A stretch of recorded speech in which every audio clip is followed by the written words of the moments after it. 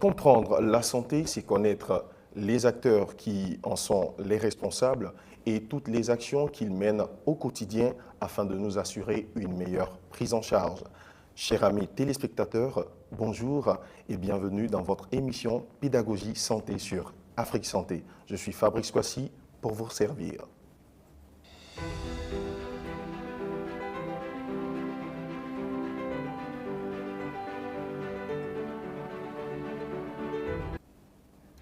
Ce nouvel épisode de Pédagogie Santé nous permettra d'en apprendre un peu plus sur la thématique suivante. Comment détruire l'incubation dans le sang et les infections. Nous serons donc en compagnie du docteur Tagro Alain Kalou, qui est chercheur en pharmacopée africaine et PDG de la MAPA USA. Bonjour docteur et bienvenue sur le plateau. Bonjour. Nous sommes vraiment très heureux de vous accueillir et de partager avec vous ce temps d'antenne. Merci beaucoup. Nous allons essayer d'en savoir d'abord un peu plus sur le docteur. Qu'est-ce qu'il fait concrètement et son parcours, pourquoi pas, évidemment. Je suis professeur Alain Tagro Kalou. Je suis chercheur. Je suis biochimiste, microbiologiste, spécialiste en système immunitaire. Mon passage, ça a été une passion, d'abord depuis le lycée. Voilà. Ensuite, j'ai fait l'université de San Diego, mon master 1, master 2. Et ensuite, je suis allé faire le doctorat à l'université de Miami. J'ai participé à plusieurs colloques internationales dans le domaine de la recherche voilà, sur des maladies infectieuses. J'ai un comité scientifique où je travaille avec des chercheurs africains, américains et sud-américains. Voilà. J'aime citer ce chercheur aussi africain puisqu'il est dans la sous-région ici. Il s'appelle le professeur Dr Richard Sawadogo qui fait partie de mon comité de recherche. Et je suis aussi le PDG de l'entreprise Maximizing American Potential in Africa, qui est une structure qui valorise quand même la recherche, et pas seulement que la recherche, mais les valeurs scientifiques ou les opportunités que les Africains peuvent avoir à l'instar aussi du système américain. C'est pour ça que l'entreprise s'appelle Maximizing American Potential in Africa, maximer le potentiel américain en Afrique, c'est d'amener aux jeunes Africains qui ont du potentiel scientifique ou dans n'importe quel domaine, de les faire valoir auprès des Américains sur le même titre de valeur. Vraiment un parcours très riche et très inspirant. Merci beaucoup déjà pour cette prise de parole qui nous permet donc d'essayer de savoir un peu plus sur le domaine particulier pour lequel vous êtes si doué, la pharmacopée. C'est quoi en vrai? En fait, la pharmacopée, vous attendez dans pharmacopée, pharmacie. La médecine conventionnelle, on parle de pharmacie. Et la pharmacopée, on parle de la médecine traditionnelle que je peux appeler la médecine africaine. C'est-à-dire, la pharmacopée, c'est tout ce qui entoure les les plantes, et qui soignent, les bonnes plantes en fait. Voilà. D'accord. Donc on va dire que c'est une sorte de base de la médecine moderne avec la pharmacie, donc qui en est une des représentations. Donc la pharmacopée vous permet à nous qui sommes, on va dire, des profanes du domaine, de comprendre que c'est vraiment l'étude des plantes et leur utilisation pour le domaine de la santé. C'est bien ça? Il y a la pharmacopée, c'est la pharmacie où on trouve toutes les bonnes plantes, toutes les plantes médicinales. D'accord. Merci. Et on va essayer de savoir, donc, est-ce qu'il y a une limitation dans l'action de la pharmacopée aujourd'hui au niveau du plan non seulement national, mais dans le domaine de la santé en général? Est-ce qu'il y a une certaine limitation de vos actions avec la médecine moderne? En fait, c'est une très bonne question parce que l'Afrique et le monde entier doit comprendre que La pharmacopée, c'est la base de toutes les sciences conventionnelles et médicinales. Parce que la pharmacopée, c'est la source à la faune, à la diversité de tout ce que nous avons dans le monde entier, ou dans les forêts, dans les savanes, en fait, même dans les mangroves. Parce qu'à l'université de San Diego, j'ai étudié eau, poison, voilà, mer et mangrove. Donc, tout ce qui peut voilà, amener l'être humain dans son environnement. Et la pharmacopée même englobe même la nourriture de ce que nous mangeons tous les jours. Donc, il n'y a pas de limite pour la pharmacopée. On le comprend bien, c'est vraiment la science mère, on va dire, de tout ce qui est science médicale. Et donc, revenons-en à notre thème de ce jour. L'incubation, nous voulons essayer de faire comprendre aux téléspectateurs qu'est-ce que c'est pour nous qui n'avons vraiment pas conscience de peut-être des impacts ou on va dire de l'implication même de ce terme dans nos vies. Qu'est-ce que vous pouvez nous en dire ce matin? C'est vraiment merveilleux pour cette belle question parce que l'Afrique a émergé dans l'histoire de l'humanité avec un projet scientifique. Et aujourd'hui, l'occasion nous est donnée pour faire comprendre à l'humanité que l'Afrique a son mot à dire dans la science et dans le bon fonctionnement du système immunitaire de l'être humain. Là, pour revenir à l'incubation, il faudrait qu'on comprenne d'abord l'incubation de quoi et l'incubation de qui. Mais si on veut aller au niveau des êtres humains, on parle d'incubation, c'est le temps voilà, des batailles qui existent entre les pathogènes, les virus, les microbes contre le système immunitaire. C'est quoi le système immunitaire? Le système immunitaire, ce sont les organes et les cellules. C'est quoi les cellules? Les cellules, c'est le sang. Et le sang, pour amener l'opinion publique à mieux comprendre, j'appelle ça les quartiers. Le sang a les quartiers.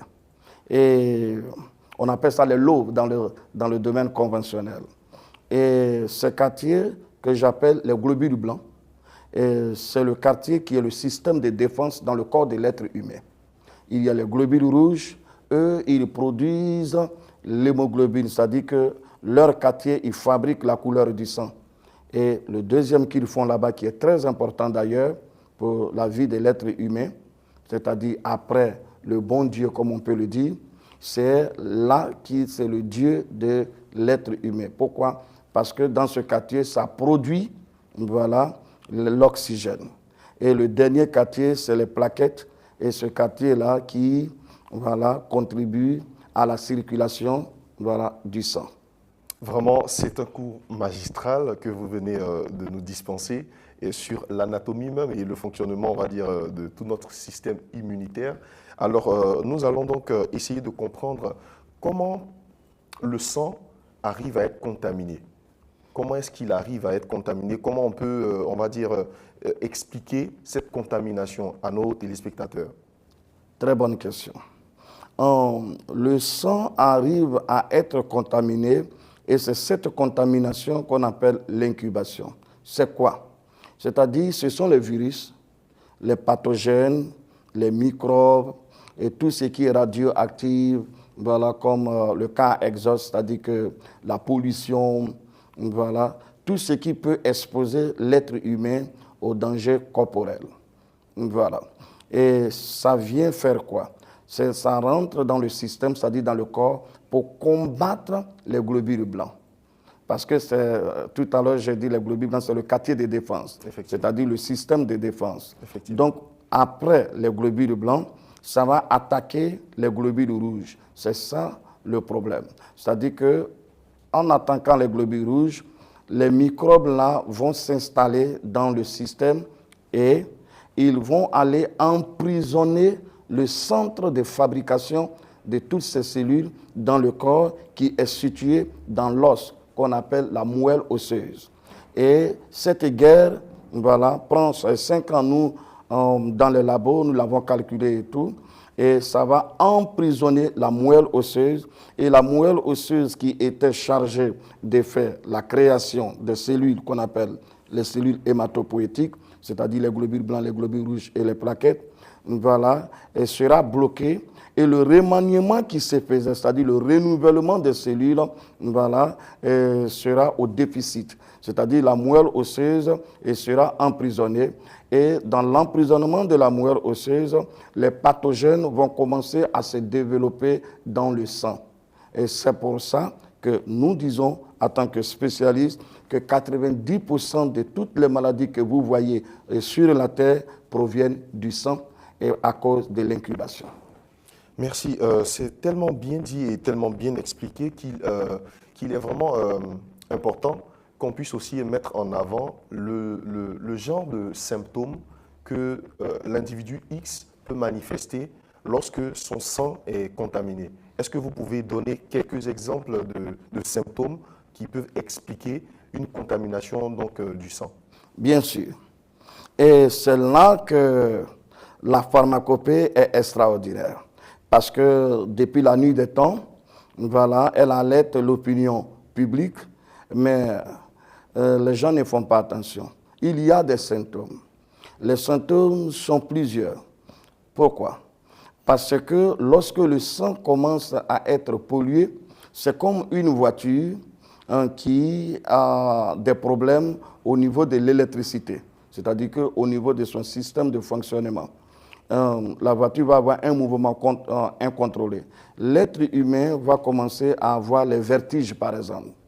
Voilà, et les vertiges parce que les globules rouges, dans le fonctionnement du système immunitaire, fournissent au corps l'énergie. Cette énergie est appelée oxygène. Le cerveau vient récupérer l'oxygène dans les globules rouges. Lui-même, il en prend 20% de cette capacité d'oxygène qui est produite dans les globules rouges et il donne 80% à tous les autres organes. Donc, lorsque le sang est pollué et que l'incubation emprisonne le fonctionnement de la moelle osseuse, et vous trouvez que le cerveau ne reçoit plus assez d'oxygène pour pouvoir nourrir non seulement lui-même pour fonctionner, mais nourrir tout le corps. Car vous devrez savoir que tous les organes du corps fonctionnent avec l'oxygène qui est produit par les globules rouges. Donc du coup, les symptômes que vous allez voir, la personne va commencer à avoir les douleurs au niveau des articulations, des migraines qu'il ne comprend pas, les vertiges qu'il ne comprend pas, et il va avoir un dysfonctionnement dans son organisme. Donc, il va comprendre qu'il y a quelque chose qui ne va pas. Voilà. Vous avez donc évoqué la question du temps, du timing qui est, on va dire, qui est mis en place lorsque le sang est infecté et qu'il y a, on va dire, cette guerre entre notre système immunitaire et les virus, les bactéries. Est-ce que, en matière scientifique, c'est possible de nous donner une certaine quantification de ce temps-là? Oui, hier j'en ai présenté au tableau, un tableau voilà, de la recherche scientifique sur ça. Mais il faudrait que vous sachiez qu'on ne vend pas les organes au marché. Les organes ne se vendent pas comme on vend les beignets au marché. Et il faut être conscient de cela. Parce que les gens souvent croient que, on entend souvent dire, j'ai de l'argent, je cherche l'argent, je peux m'accorder la santé, je peux payer la santé. Parce que les organes, il faut les entretenir. Parce que quand les organes sont abîmés, il y a certains organes qui ne peuvent plus être récupérés. C'est pour ça qu'il faut informer l'opinion publique dans l'entretien de leurs organes. Et nous avons fait les recherches là-dessus et nous avons trouvé des données scientifiques très correctes. C'est quoi? Nous avons trouvé que lorsque une incubation se développe à partir d'un microbe ou bien d'un virus. C'est pour ça qu'on parle de charge microbienne lorsqu'il s'agit d'un microbe ou bien d'un pathogène, ou de charge virale lorsqu'il s'agit d'un virus comme l'hépatite B, le VIH-Sida par exemple. Voilà. Et donc, nous avons pris le temps de calculer la capacité de vitesse d'une charge microbienne et d'une charge virale dans le corps de l'être humain. Et nous avons trouvé qu'elle prend 5 ans lorsqu'il y a un combat, on appelle ça en anglais body fighting, lorsqu'il y a combat entre les globules blancs, les pathogènes contre les globules blancs. Nous avons calculé et nous avons trouvé que dans 90% des cas, ça prend 5 ans. C'est pour ça aujourd'hui, vous allez voir aux États-Unis d'Amérique, même les enfants de 6 ans ont le diabète, ils ont le cancer. Pourquoi? Parce que tout ce qui est produit chimique, toutes les nourritures qui favorisent l'empoisonnement du corps, ça reste dans le corps, les virus et les microbes, ça se développe, nous suivons la poussée et après 5 ans, ça devient une pathologie. Est-ce que vous voyez?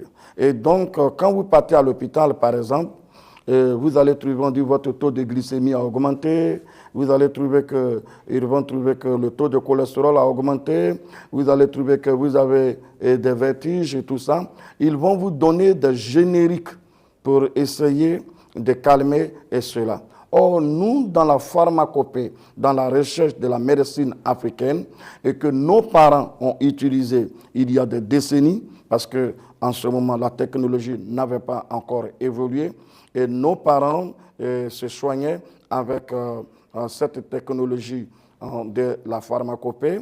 Et ils ont fait plus de 150 ans pour certains, 120 ans, même à 85 ans, ils avaient des enfants.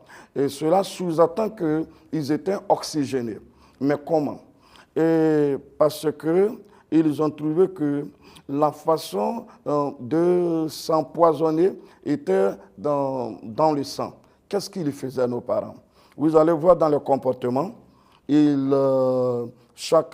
nous en Afrique, ici en Côte d'Ivoire, ils prennent des plantes, par exemple, comme on appelle dans notre langage amazigh comme ça, mais qui est le basilic, voilà, et ils commençaient à mettre dans les narines des enfants parce qu'ils étaient conscients de l'incubation qui peut se développer de part et d'autre, voilà. Même la banane plantain.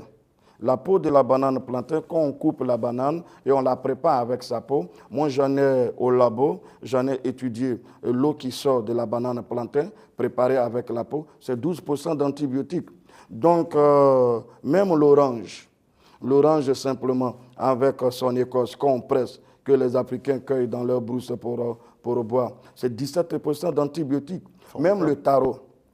Le taro, par exemple, il y a une membrane qui pousse au milieu du taro. Alors lui, là, c'est 22% d'antibiotiques. Et donc, il y a des nourritures voilà, qu'ils sont en train de manger, mais qui voilà, amènent à la surveillance ou bien au bon fonctionnement de leurs organes et qui les amènent à être en bonne santé et permettent à leur organisme d'avoir le pouvoir sur l'incubation qui se développe.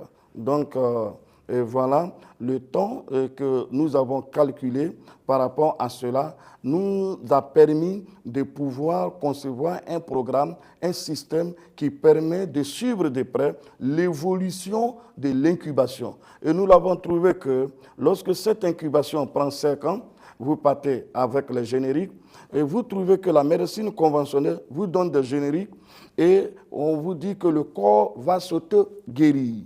Et la médecine africaine suit de près. Après 10 ans, vous trouvez que la personne qui prenait les comprimés par rapport, par exemple, au taux de sucre qu'on appelle la glycémie, après, on est surpris de déclarer un diabète à la personne et après, on est surpris que la personne est en inflammation. Et après l'inflammation, ça va créer des plaies intérieures. On soumet la personne à une dialyse, pardonnez-moi, je parle un peu anglais-français. Ne vous en faites pas. Donc, à une dialyse et à une chimiothérapie. Or, nous les Africains, dès que l'incubation commence déjà à se développer. Voilà. Nous, déjà à la base, nous avons une solution, c'est-à-dire que des plantes pour pouvoir permettre au corps, voilà, c'est ça qui est là le rapprochement ou bien la petite nuance entre la chimiothérapie, qui est une substance médicalisée chimique qui est introduite dans le corps pour tuer toutes ces cellules cancéreuses qui se développent. Or, dans la pharmacopée africaine, nous avons ce qu'on appelle l'immunothérapie. La pharmacopée africaine, elle, c'est l'immunothérapie. L'immunothérapie qui va donc consister là, voilà, à aller supporter la moelle osseuse pour pouvoir, voilà, avoir son remaniement, parce que l'incubation, lorsqu'il rentre dans le corps, il modifie même la trajectoire de certains globules blancs. C'est pour ça que vous allez voir que les globules blancs vont commencer à se battre contre elles. Et la médecine conventionnelle dit que nous on ne comprend pas ce qui arrive. Mais la médecine de la pharmacopée déjà comprend ce qui est arrivé. La médecine de la pharmacopée dit non, écoutez, quand vous voyez les globules blancs se battre contre elles-mêmes et qu'on appelle la maladie du lupus, par exemple, qui est un cancer, et la pharmacopée dit non, c'est parce que l'incubation a déformé la trajectoire des globules blancs et c'est pour ça qu'il y a combat entre elles. Et c'est la même chose qui se passe au niveau des globules rouges aussi. Vous allez voir que voilà, l'incubation va développer la modification, voilà, des globules rouges, et vous allez voir les globules rouges, l'hémoglobine va se battre contre eux-mêmes, et c'est ça souvent qui crée la maladie, le drépano, et tout ce qui peut devenir comme ce qu'on appelle la maladie auto-immune disease, la maladie de la moelle osseuse. Alors, nous, qu'est-ce que nous voyons? La médecine de la pharmacopée dit il faut donc par rapport à cela faire quoi? Il faut créer un antifongique, un diurétique. Il faut aussi créer un anti-inflammatoire depuis le début pour pouvoir détruire cela, pour ne pas que cette incubation aille avoir le pouvoir pour créer l'inflammation. Or, de l'autre côté, il laisse cela, il vous donne des génériques, vous partez, au lieu de détruire la chose à la base, ils entretiennent et un bon jour, on vous déclare un cancer et vous êtes étonné. Mais chez nous, dans la médecine de la pharmacopée, nous, on ne laisse pas la maladie aller se développer. On la détruit à la source, de sorte à donner au système immunitaire. C'est pour ça que nos parents, même à 85 ans, pouvaient avoir des enfants. Nous avons étudié et qu'avoir des enfants, voilà, à 85 ans, parce que lorsque, voilà, comme on peut appeler en anglais le manhood, c'est-à-dire que, voilà, le bâton magique de l'être humain se pompe, c'est le sang qui se pompe. Et pour que ça puisse rester dur et droit et fonctionner, il faut de l'oxygène. Donc, vous pouvez, ensemble avec moi, comment nos parents arrivaient à 85 ans à pouvoir avoir des enfants. Et cela veut dire qu'ils étaient oxygénés. Et comment ils arrivent, voilà, à avoir 120 ans, 150 ans, mais c'est parce qu'ils ont compris ce qu'était l'antibiotique. Et quand ils avaient des problèmes de constipation, ils connaissaient des laxatifs qu'il faut utiliser pour pouvoir, parce que la laxatif, ce sont des compléments qui accélèrent le passage des aliments dans le système. Et donc, quand ils avaient des infections, ils savaient ce qu'il fallait utiliser comme antibiotique. Et quand ils voyaient que leur sang était sale, ils savaient ce qu'il fallait trouver comme antifongique. Et quand il y avait des inflammations, ils savaient ce qu'il faut faire. Mais avec l'évolution du temps, la science n'a pas été transférée correctement, voilà, de sorte qu'on a perdu de vue certaines plantes et nous sommes lancés dans la recherche depuis 9 ans pour pouvoir identifier toutes ces plantes et les soumettre à la recherche scientifique qui répond aux données des antibiotiques en étudiant le corps lui-même et les plantes pour pouvoir faire ressortir une identité vraie de l'Afrique par rapport à sa biodiversité. D'accord. Donc, marquons donc un arrêt sur ce que vous avez évoqué dans vos propos. C'était tellement très explicite. Les stratégies que vous avez concernant les infections potentielles que nous pouvons subir. Allons-y sur du pragmatique. Pour quelqu'un qui a le diabète et qui est soumis à votre traitement, Quelles sont donc les stratégies, quels sont donc les actes préventifs et curatifs que vous mettez en place pour que ce dernier puisse recouvrir la santé? C'est extraordinaire. Vous savez que si quelqu'un vous avez un véhicule Mercedes, vous ne pouvez pas envoyer ça à Toyota pour réparer, à moins que vous ne trouviez un spécialiste de Mercedes et Toyota qui comprend les deux systèmes. C'est-à-dire qu'il faut d'abord comprendre le système, le fonctionnement. D'abord, c'est quoi le diabète? Oui. Parce que souvent, le diabète, le nom est gros, ça effraie les gens. Et quand on leur déclare qu'ils sont diabétiques, tout d'un coup, ils voient la mort devant eux. Voilà. L'Africain, normalement, le diabète ne devrait pas l'effrayer. Et c'est rare pour un Africain, s'il revient à sa science primitive, il verra que le diabète ne fera même pas partie.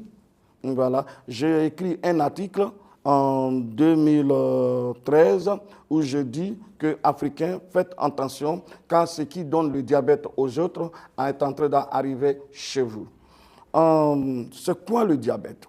Vous savez, lorsque l'incubation attaque les globules blancs et les globules rouges, voilà, et qu'il y a déficit des plaquettes, déficit des globules rouges et déficit des globules blancs, les pathogènes vont commencer à s'installer dans le sang en empêchant la moelle osseuse de se remanier.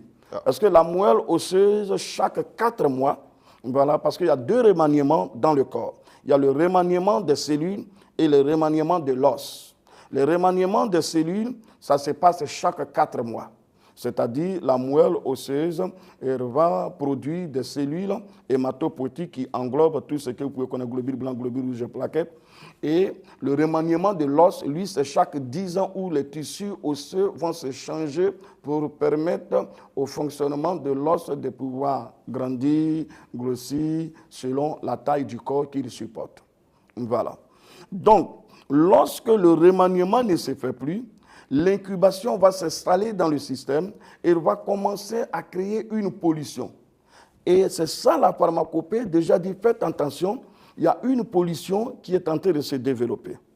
La médecine conventionnelle qui a envahi notre système d'éducation et qui est partout, dire que non, ne vous inquiétez pas, on gère ça et on va leur donner le générique en tout. Et quelle est la cause? Oh, qu'est-ce que tu as? C'est la glycémie, c'est le taux de cholestérol qui a augmenté et tout ça. Mais on ne pose pas la base pour dire pourquoi est-ce que ça en est arrivé là. Donc, c'est en laissant la pollution, c'est-à-dire dans le corps, pour dire qu'on peut la gérer, qu'elle arrive à soumettre le système immunitaire et il se développe pour créer l'inflammation. Quand il crée l'inflammation, c'est-à-dire il va agresser les organes. Et quel est l'organe dans le domaine des diabétiques qui est souvent touché? Il y a 2 organes majeurs, si bien que les autres sont aussi des organes importants. Mais il y a le pancréas qui était censé de sécréter l'insuline pour la métabolisation du système, c'est-à-dire la nourriture que nous mangeons là. Et voilà, et c'est le pancréas qui agit, qui met son liquide là sur la nourriture pour pouvoir la transformer. C'est comme ça que le foie vient récupérer cette nourriture, voilà, et le foie, lui, il récupère 75% de cette nourriture, parce que d'ailleurs c'est lui le plus gros organe du corps. Il mesure 15 cm de longueur et 5 cm de largeur. Il a 2 portes. L'autre porte qu'on appelle la veine cave, qui est liée à l'estomac, où il prend 75% du nutriment. Et l'autre porte qu'on appelle l'artère hépatique, qui est liée au cœur. Donc, quand l'incubation a le pouvoir sur le foie, et le foie ne récupère plus sa capacité de fonctionnement, vous allez voir déjà le déficit qui va venir. Maintenant, pour expliquer le diabète en fond, c'est que l'inflammation va agir sur les reins, parce que les reins sont dans le corps pour faire partie des organes qui filtrent le sang et tout ce qui rentre. Oui. Voilà. Donc, l'incubation va aller inflammer, c'est-à-dire va aller agresser et les reins, et aussi le foie, et aussi le pancréas. Donc, du coup, le pancréas n'arrive plus à donner suffisamment son insuline, voilà, et aussi, les reins n'arrivent plus à filtrer le sang. Donc, ces débris vont se joindre à ce qu'on appelle les radicaux libres, c'est-à-dire les saletés qui étaient dans le corps parce que le corps lui-même respire. Et c'est comme ça que le sang ne va plus se développer lui-même, c'est-à-dire les globules blancs, les globules rouges, les plaquettes n'ont plus assez de présence dans le corps. Ce sont ces infections-là, c'est-à-dire qui sont dans le corps, et c'est ça et qui est le diabète. Donc le diabète, en conclusion, c'est l'infection du sang. Ce n'est pas le taux de glycémie dont on vous parle chaque jour. Il faut aller plus loin que ça. Il faut ouvrir le champ de réflexion parce que la pharmacopée, les scientifiques que nous sommes, veulent qu'on tienne un discours scientifique. Voilà, ne pas jeter l'opprobre sur l'autre ensemble pour qu'on ait un regard scientifique, voir les choses en face, les calculer, les déterminer et voir quel est le problème. Le problème actuellement, c'est que le diabète, c'est l'infection du sang et c'est cette infection qui stoppe l'oxygène de pouvoir circuler dans tout le corps pour alimenter. Et du coup, comme il n'y a pas assez de cellules hématopoïétiques et que ce sont les infections qui prennent le dessus, ça va créer l'anémie parce que la moelle osseuse ne fabrique plus et du coup, ça va créer le cancer de la leucémie. Donc le diabète, c'est l'infection du sang. Donc, comprenant d'abord le diabète sous cette forme, voilà, maintenant, quelles sont les précautions qu'il faut prendre pour pouvoir gérer ça? La pharmacopée dit, depuis le début, il faut déjà un antibiotique qui est un antibiotique que le corps lui-même. Je vous donne un exemple. Quand vous buvez, par exemple, l'eau de la banane avec sa peau, où il y a 12%, voilà. Quand, par exemple, vous buvez certaines plantes qui contiennent des antibiotiques qui sont comme les nourritures, comme les timi-timi, par exemple, voilà. Mais non seulement vous êtes en train de boire un médicament, mais en même temps, c'est comme c'est une nourriture. Donc, du coup, vous oxygénez votre système, vous purifiez votre système et vous allez avoir une longue vie. Voilà. Merci beaucoup. C'est vraiment beaucoup d'informations, des informations pertinentes et qui vont même, on va dire, controverser plusieurs informations que nous avions au préalable.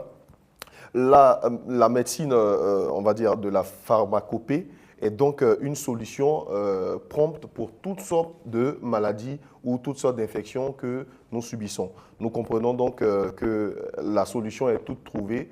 Un point central entre la pharmacopée et la pharmacie pour évidemment nous garantir une santé parfaite. C'est bien ça le résumé de vos propos. Yeah. Face caméra, je vais vous demander si vous avez une adresse particulière à nos téléspectateurs en matière de santé. Qu'est-ce que vous pouvez leur recommander en juste quelques minutes? Ok, ce que je peux leur recommander, c'est pour leur dire on ne vend pas les organes au marché. Et il faudrait qu'ils comprennent qu'avant, beaucoup de personnes se moquaient de la médecine, de la pharmacopée, parce qu'il n'y avait pas un comité scientifique pour pouvoir s'en occuper. Ils disaient en pharmacie traditionnelle. Mais aujourd'hui, il faut qu'ils comprennent que la pharmacopée, c'est la valeur. Nous en avons développé et la pharmacopée a des antibiotiques, a des antifongiques et a des anti-inflammatoires pour les aider.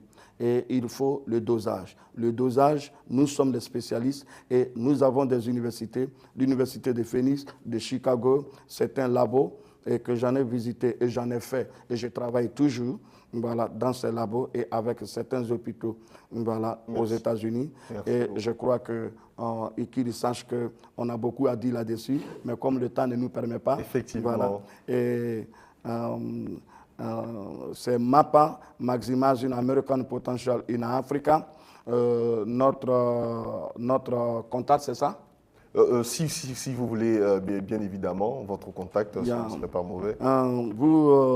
Si le produit qui a été créé, qu'on appelle Zézépagnon, quand vous tapez Zézépagnon, ou bien Visions MAPA, voilà, le numéro aux États-Unis, c'est plus, voilà, 516, c'est-à-dire 516, 412, 412, 11, 12, 11, 12. L'autre en Côte d'Ivoire, c'est 07 11 35 34 44 Et l'autre numéro aux États-Unis, c'est 602-405-7539. 602-405-7539.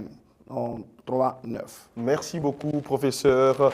Vous l'aurez bien compris, chers amis téléspectateurs, la pharmacopée est là pour vous garantir les meilleurs soins en bénéficiant non seulement de la nature, mais de tout ce qu'elle a de meilleur. C'était donc Fabrice Kouassi dans votre émission Pédagogie Santé et nous vous disons à très bientôt.